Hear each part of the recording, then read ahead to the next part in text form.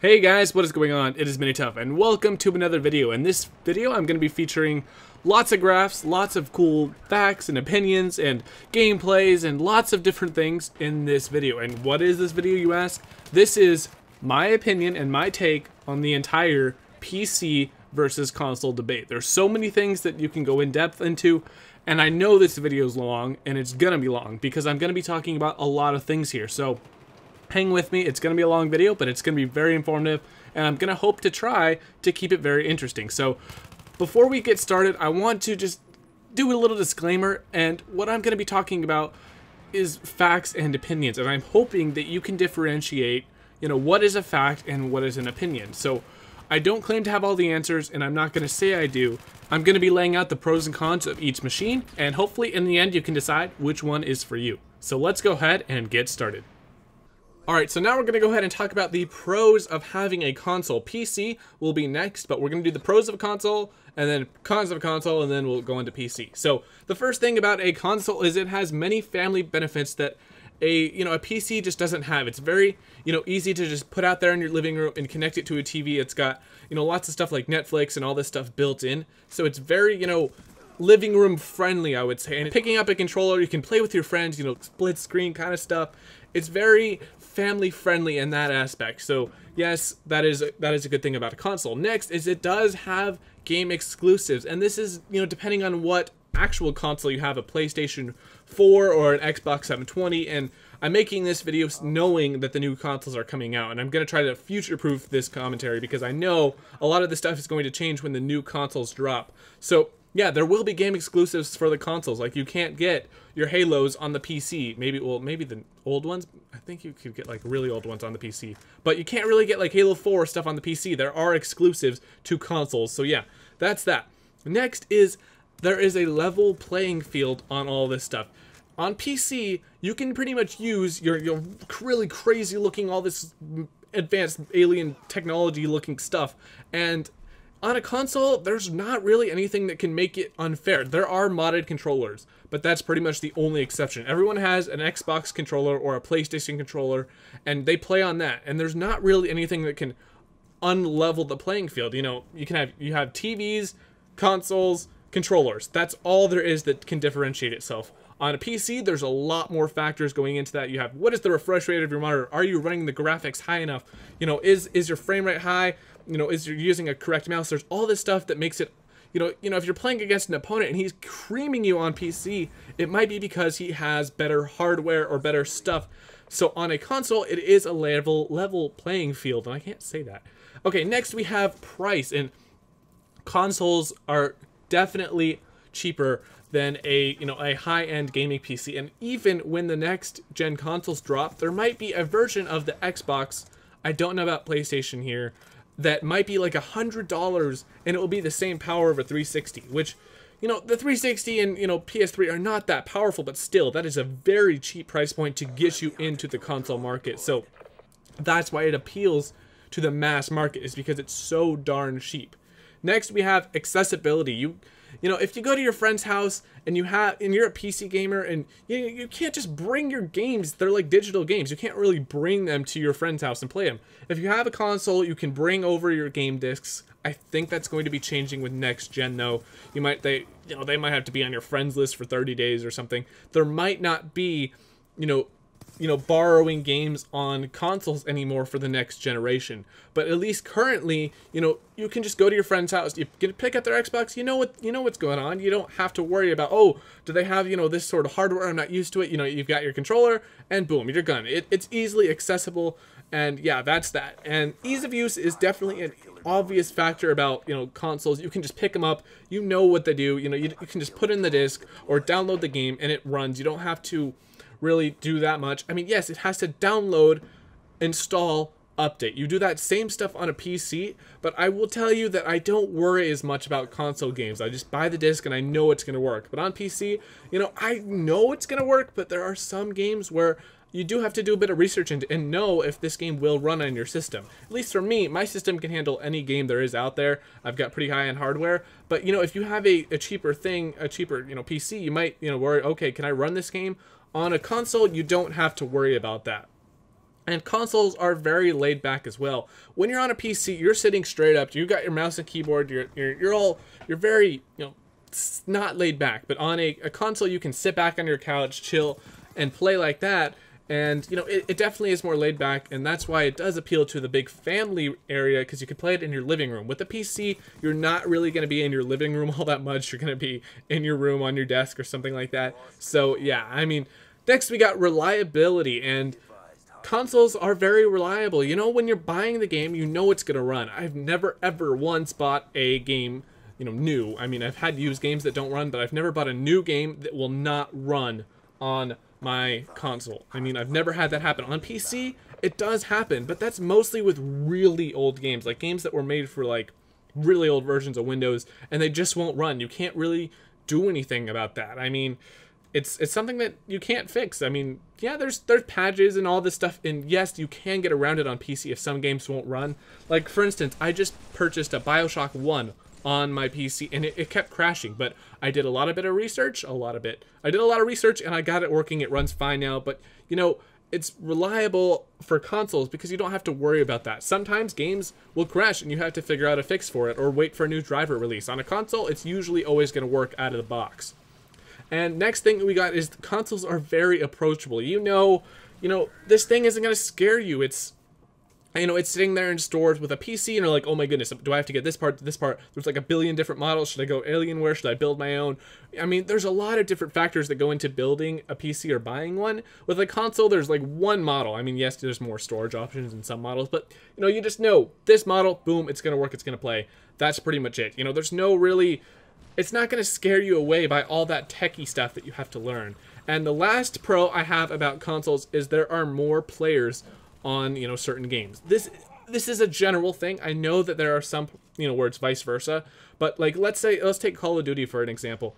Let's say on my console, let's say there's 500,000 players. Okay, I'm just making these numbers up. Let's say there's 500,000 players on Black Ops 2 on my Xbox, and let's say there's only 50,000 players on the PC. I mean, it's not that big of a problem, but in some games you will have a harder time getting into a game on PC because there are less players. But I mean, that's okay. It's not that big of a deal, but I think I would point it out. There are more players on console. Although there are like a lot more younger players on console, there are more of them.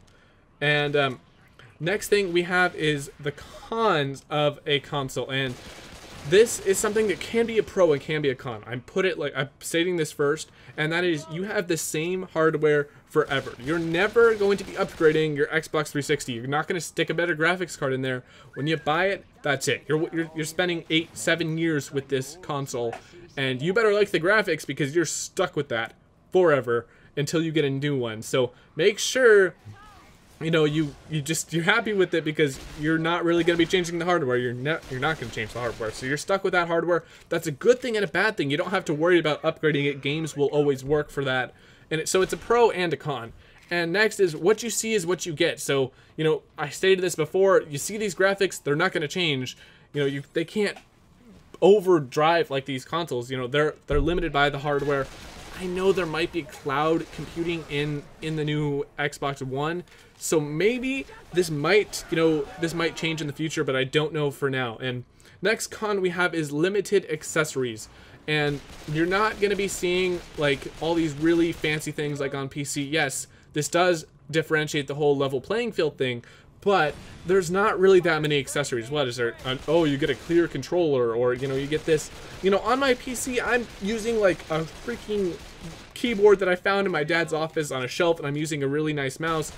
I've got these cool speakers, a mic. I mean, there's so many accessories for PC. If it has a USB port, it works. So I mean, on a console, you're limited to what like the manufacturers make, and there's a lot less accessories when it comes to console gaming.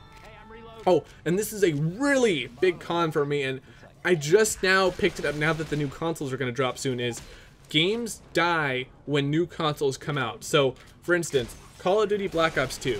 If I have this on my Xbox 360. If I go buy an Xbox One, Black Ops 2 is dead to me. I will never play it again, and this is something that will never happen on PC. You just stack up your games on your Steam list. It's not like if you upgrade to Windows 8 or, you know, whatever next Windows is, your games aren't going to work anymore. This may happen in the way future, but once you get a new console, those games that you had in the previous generation are pretty much dead. I've heard a fact that only 2% of, you know, people only consistently play games on previous generation hardware. And, you know, I feel like, okay, what's the point of buying all these games if I know in 8 years I'm never ever going to play them again, and it's pretty much a waste. So, I mean, this may not bug you, but for me, I feel like it's just a temporary thing. But, you know, we're on PC, I know that I'm buying it permanently, and I'm going to have this way in the future, even if, you know, consoles are dead and everything, you know, I will be able to play these games way in the future. And the next thing is, there are more expensive games on consoles. This does fluctuate, but generally, I know, like, Steam has on PC has great sales all the time, and, you know, games on PC are usually about $10 cheaper than they are on consoles. And this may change with the new generations, but, you know, I've always found that, you know, there are always cheaper games on PC versus console. And it's just something that I found. It's not a complete fact or anything, but I found that. And, oh, when you're buying a console, there's always, like, 2 models or 3 models. You've got your like cheapo, like, let's use the Xbox. There was like a 4 gig Xbox, and then there was like a 120 gig Xbox or a 256. If you buy that 4 gig Xbox, which costs $200, what do you can't do anything on a 4 gigabyte Xbox. You can barely even download like a Battlefield texture pack on that thing to play in HD. I mean, seriously. So if you see the consoles, oh man, this thing is $200. No, you're not going to buy the low-end model. You buy the next step up because you can't do anything on the low-end model. This will change for the next generation. I can pretty much guarantee that their low-end model will be like a 500 gig hard drive and the high-end one will be like a terabyte or something. But, you know, currently the low-end models are complete crap, and you have to do the next step up, which is like $100 more to the higher-end model. The next one is contracts and, you know, online play, because at least on Xbox, you have to pay to play online, and you're pretty much stuck with paying that thing. And if you add it up, $60 a year times 8 is, oh my goodness, what is that? No, wait, that's a lot. That's a lot of money. I'm not adding that up, but that's a lot of money, because once you play it, once you buy it, like, let's say you buy an Xbox, and then you pay for online, you're pretty much going to be paying online for the rest of your Xbox gaming career. Excuse me. Because, you know, you can't just stop. You can't stop paying, or you can't play anymore. So you're locked in. On PC, there are no contracts, you know, no online paid fees. It's all free. So you don't have to worry about being stuck. And I hate contracts. It annoys the heck out of me. I know that, oh man, this console only costs $200, but great, I'm going to have to pay all this money in contracts, and the games are more expensive, so I'm gonna have to end up paying a lot more than this console looks like, you know, up front. And the last con we have is DRM on the new consoles. Oh, wait a minute, never mind. Just kidding, PS4 is not doing DRM, and Xbox just announced that they're wiping the DRM away too, so looks like you guys got off the hook with this one. There's not gonna be DRM on any of the new consoles, at least as of launch and as of the most current information we have. So what that means is you're going to be able to share all your games, and that's a good thing. And for me, DRM doesn't bother me that much. I use Steam on PC, so that doesn't really bother me. But in the future, I think everyone is going to be moving over to digital distribution. And what that means is everyone's going to be downloading their games like Steam, but on PC, maybe you download on Xbox Live or PlayStation Network. So when you download a game via the, you know, online, you do have DRM on them. And it's not like you're going to share your digital games. You're pretty much stuck with them locked to your account. So just keep that in mind when you're downloading games. They do have DRM. They mean no DRM as in no DRM on physical discs. So that's what we know so far. That's it with the pros and cons of a console. So now I'm going to be talking about the pros and cons of having a PC. Alright guys, so now for the pros and cons of having a gaming PC. Now, I know you're maybe thinking, oh my goodness, all this applies only if you have a $10,000 gaming PC.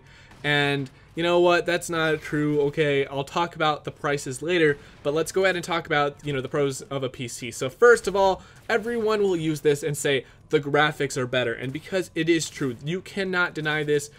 It depends on the PC you have. If you have a, you know, $300 PC, it might not be able to beat out the next gen consoles. But for me, you know, and for many high-end PCs, this is a fact. You have, you know, better textures, higher resolutions, more shaders, and better FPSs on the, you know, PC, because you can just do it all. My graphics card is $500 alone. The next gen consoles are gonna cost like $400, $500. So my graphics card costs more than the entire system for a console. There is no way that they can produce higher, you know, graphical quality than what I have. And that's just a fact. Even the new consoles are not going to beat out my current PC. Hey, that's just a huge point for me. I'm pretty much a graphics whore, and I love having really good graphics, just having all these textures and shaders and all the lighting and reflections, and it all looks so nice on PC. I mean, I have Battlefield 3 on my console, and I have it on my PC, and it looks like an entirely different game. It's crazy how different the graphics look. And especially for games that are made for PC, they have even better graphics than, you know, games that are made for console and ported to PC. It's just a crazy difference. Next is mods, and mods. This is something that I recently, you know, never realized that you could do with a PC, is mod the heck out of your games. And I'm talking about this in like the good way, or like Skyrim. Look at, I'm playing Skyrim right now. This is with over 150 mods installed. The game looks amazing, and I added so many new features to the game, like all these new textures and shaders, and I added new like character models, and you can do all this crazy stuff. You could add new quests to the game. You know, that's amazing. You cannot mod your games on the console. You can't do it. And I'm talking about the good kind of mods, not the kind like cheating and aimbot and stuff like that. That's, I don't, no. I'm talking about the good kind of mods like Minecraft. You can't get mods on, you know, your Minecraft for your console. It does not happen. So you have way more, you know, capabilities when it comes to your games. You can squeeze more out of your dollar for your games on a PC. And next we have upgradability. Hey, my PC is good now. 2 years later, maybe I want to make it better. Play these games at super high resolutions, get a triple monitor setup, and play like an immersive, like, you know, you see out of your peripherals kind of thing. I'll stick in another graphics card, and I'm off and running. I get upgradability. Wait, do I want more storage? Put in another hard drive. Do I want another optical drive? Do I want to read 2 movies at once? Put another one. I mean, really, you can. There are like endless possibilities that you can do with your PC. I can put a fan controller, change the speed of my fans to my liking. You know, I can make this thing light up and sparkle rainbows if I want to. It's limitless, and you know that goes in line with customizability. I can have exactly what I want. I can have a 1080p display and a second one that's only 720p. And you know, you can do this kind of stuff on a PC. I can use the exact mouse and mouse pad that I want. On a console, you have to use what they give you, unless you want to, you know, go spend, you know, to get like a custom built controller, which costs a ton. But I mean, on, you know, generally on PC, you can customize everything you want a lot more. And the next thing, which I really love, and this is a huge point, is Steam. Steam is an amazing thing for PC. It's just so good. It has amazing sales, guys. I'm talking like, oh, this summer, you know, what's gonna happen is they're gonna have like a 30-day sale where these games drop these games like 75% off, so you can get like Far Cry 3 for like $15 or something, maybe even cheaper, and you can, you know, they have good games on sale. Not this crappy, you know, game you've never heard of. They have legitimate like AAA games that go on sale, really, really good sales, and you can get your games really dirt cheap. So if you don't want to buy your games, you know, right when they come out, if you want to wait a month or two, you can get them like half off or more. It's pretty crazy. The sales on Steam are just amazing, and it's all digital distribution. So you know what? If I go to my dad's house, I don't have to bring all my game discs. It's all online. I just sign into my Steam account, I'll download the games again, and I'm off and running. It's really simple like that, and I love Steam. Next you have is hardware support. This is something that can be a pro and can be a con.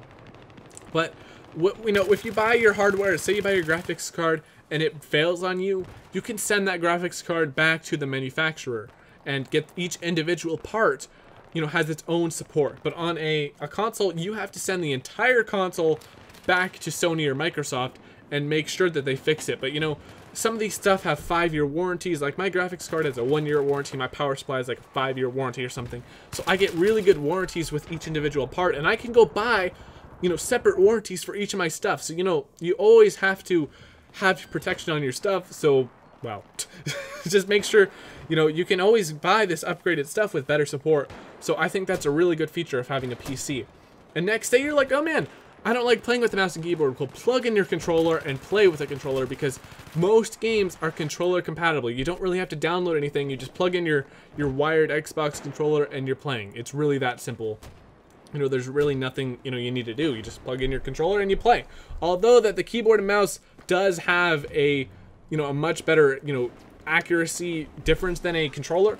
It doesn't matter if you're playing like a single player game, then you can just play it how you like it. You know, you can use your controller if you want to, it's fine. But, you know, a keyboard and mouse is also much more accurate than a controller. So, like, yeah, just keep that in mind. So, yeah, precise controls. That's what I just talked about. Cheaper games, I talked about this before. Steam sales are great, and the games are just always cheaper. I've really never seen games, unless they're like doing a super sale on Amazon, where they are cheaper on PC than they are on console. I mean, imagine if GameStop changed the price on a game every single day. They went in, they got their employees, and they went there and they switched out the tags for every single game in the store, you know, brought them down and bring them up as the games fluctuate in price. Well, on PC, Steam can easily fluctuate the prices depending on what they want. So you know what? They can do a sale where they drop it down to 70% for one day and bring it up another day. That's really difficult to do in stores, because you can't really just drop the price all like that. So that would be really, really hard to do. Next, we have GeForce Experience, and this is something that is only really there for NVIDIA graphics cards, but what this does is it optimizes your games to the appropriate settings. So if you're saying, oh my goodness, I don't want to have to deal with, oh, what graphics setting do I use?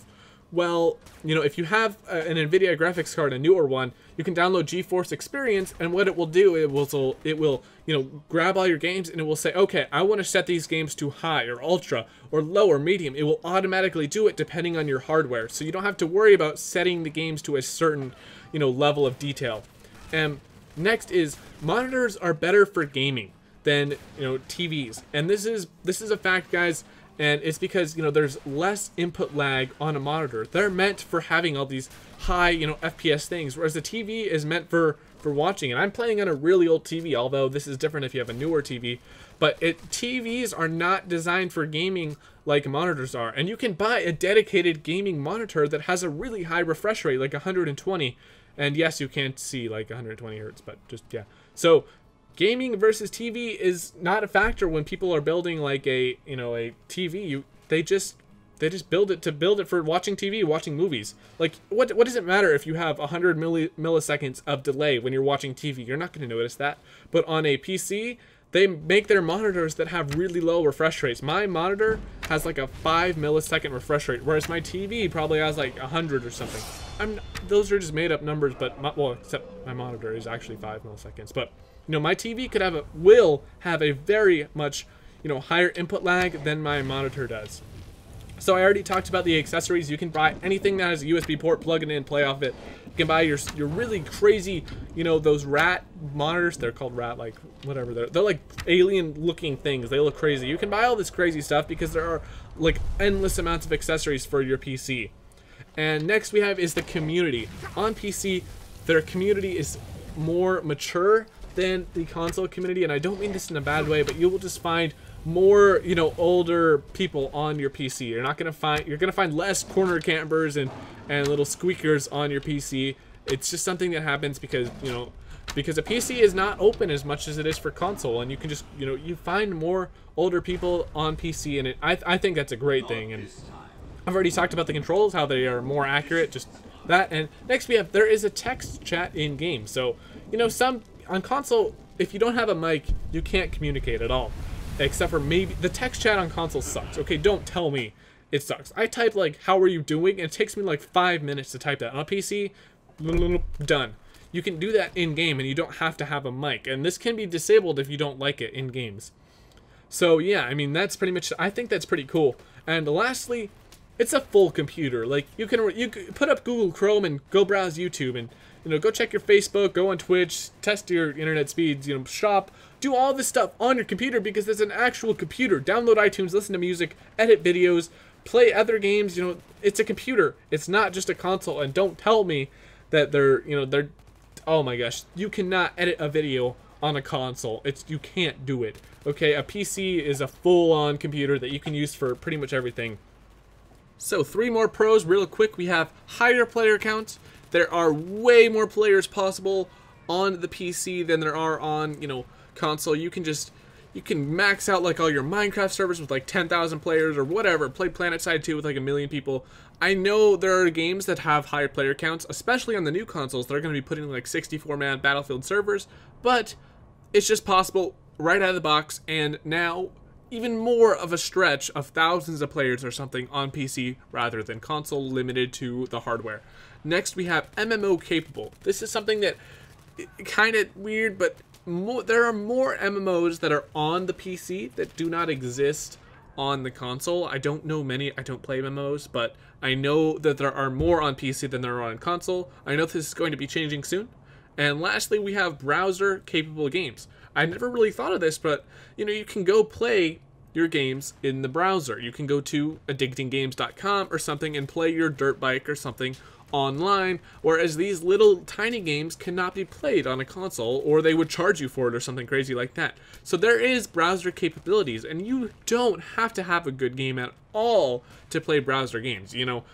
My dad's Chromebook can run all the latest games online because it's all online. You don't need a powerful computer, and that thing's running like a tablet processor. So still, you don't need high-end gaming hardware to play online games, and that's not possible on the console. And when I say online, I mean like in browser games. So yeah, that's what I mean. And now these are the cons of a PC, and this one I kind of like, but many people might disagree that this is a bad thing. And you have to be your own technician. If something fails, you're pretty much on your own. You have to fix it. You don't get to call up Microsoft and have them fix it for you. You have to figure it out. Is this a driver problem? Is my hardware failing? Yes, you can contact certain companies and get their help, but it's a little bit different than on a console where everything just seems to work a little bit more, and you can just run it, and you can go contact them. And yeah, and okay, and this one I'm going to talk about the price here. And for high-end computers, it's definitely a lot more console than buying a PC, but a PC can be as expensive or cheap as you want it. You can literally build like a $250 computer that will play games. Yes, it will play games. Maybe not as good as some other computer that is $1,000, but you can build a computer for literally nearly any price. And a $250 computer is definitely really cheap. But what I'm getting at is that you can build a PC for an insanely low price. It's not a high-priced computer. And when it comes to building a PC, you have literally unlimited combinations and permutations of computers you can build. You can use, this Asus graphics card or this Gigabyte graphics card with this case or this power supply, this motherboard, this RAM. There's unlimited possibilities you can do with unlimited price points. So that's what I'm getting at when I'm saying a $250 computer. I'm just trying to get across the point. Don't build a $250 computer. That's pretty low end. You can do it, but yeah, just don't build a $250 computer. No. So if someone says, "Oh, you need $1,000 to get into the gaming world of PC," that is just crap. You can get in with $500, $400 easily. One thing that I will note is there are a bit more hackers on the PC than there are on console. I don't run across a lot, but I have run across more hackers on the PC than there are on console. It's just a fact, and it's just easier to do hacks on PC. But most games are really good at banning hackers and fixing them. And something like on Call of Duty, you can get into a modded lobby that's not bad, that just makes you like jump 10,000 feet in the air and you're shooting people. And you have options to join a modded lobby or not. You can actually opt into joining a modded like Call of Duty lobby where they have all this. Not considering like getting all your 10th prestiges and stuff like that. I'm just talking about different stuff. But there are good mods and there are bad mods. I've talked about that before. And next is building your own computer. Some people are like, "Oh my goodness, I don't want to build my own computer. It's so much work." It's so easy. Don't tell me it's hard. Just Google right now how to build a computer. Actually, search it on YouTube. You will find videos out there. You can do it in so little time. It's so easy. And if you don't want to build your own computer, buy one. Maybe your computer right now, it has a PCI Express 16 slot or something, or 8. Stick in a graphics card, that's it. You can run games. it's very easy to upgrade your computer, and building it is actually easy. I find it fun, but I mean, there are lots of different ways you can go about doing this, and you can build your own, buy your own, have someone build it for you. I mean, hey, I would love to build everyone's computer, but shipping would be a major problem. But yeah, I mean, and that's pretty much it. The last thing is less players. I already talked about that, and that's not a huge problem. And that is pretty much it, guys. Those are the pros and cons of having a gaming PC. Alright, so I wanted to talk here about the price difference between a console and a PC. And this, what I'm about to tell you, is going to be how expensive a console can actually be over the course of its entire life cycle. Now, these examples are going to be kind of extreme and might not actually apply to you, but I'm just trying to drive the point home that a console is not as cheap as it sounds. It's cheap in the beginning. Over time, you're going to be paying a lot more than you expect. So let's go ahead and start off with the console. You buy your console for $500. Now, $500 is the price of the Xbox One with nothing. That's just the blank Xbox One. It comes with a Kinect 2.0. Yes, I know, not many of you guys are buying the Xbox One, or maybe you guys are. So let's say you buy the PS4 with like a bundle, or you buy the upgraded hard drive on the PS4. Either way, you get the PlayStation Eye or something. You're ending up with $500 down for the console. Maybe in the future they'll come out with a plan where you pay like $200 for the console up front, and then you pay like a monthly fee on top of your online fee, but oh man, that would be crazy. So, $500 down for your console. And hopefully my nice graphics will make this easy to understand. $500 down for your console. Now, I don't know if I explained this before, but games are cheaper on PC, depending on when you buy them. If you buy a game on launch day, it is the same price as $60 for PC, $60 for console. You're not saving any money there. But if you buy your games like a month, a few weeks after they launch, they usually go down in price $10 on the PC. So say $50 on PC, $60 on console. It's like that with most games. I'm going to say most because I'm not saying that's a general rule of thumb, but that's not for every game. So let's say you buy 5 games a year, okay? 5 games a year, you're saving $50 because you save that $10 from the $60 to $50. So you save $50 a year. 5 times 10 is 50, so you're saving $50 a year. The life cycle of a console is averaging about 7 years. So let's take $50 times 7 years. You're already at $350 on top of your $500. So let's go and add that up. $850 for your console over 7 years with just games. A little bit pricey, huh? Now, I'm going to be fair here and tell you that 2 of the games that, at least for me, that I buy a year are usually games that I know are going to repeat. So let's use Call of Duty and Battlefield and then another game, because Battlefield isn't a yearly game. So we'll say, okay, we'll take that $10 off a year for 2 games. So that's $20 a year. We'll take that off. So 20 times 7 is $140. So we're taking $140 off because let's say you buy 2 games a year on launch day. So now you subtract that and you were at $710. Still expensive.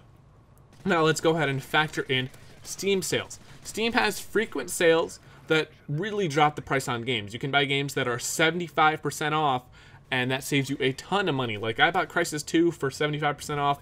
I got both games and like Crysis Warhead for like dirt cheap. It was like $17, and no, that's pretty cheap for all 3 games. So let's go ahead and factor in you buy 2 games a year on Steam, and these are the super sales. So, you know, whether it be summer sales or winter sales, Christmas sales, whatever, yearly end sales, you get games cheap. So let's go ahead and factor that in, because if you bought 2 games on Steam dirt cheap, you bought those same games on console, well, they're not going to be that cheap. And $10 is usually a very low amount to save. You usually are saving well more than $10 per game per, super Steam sale.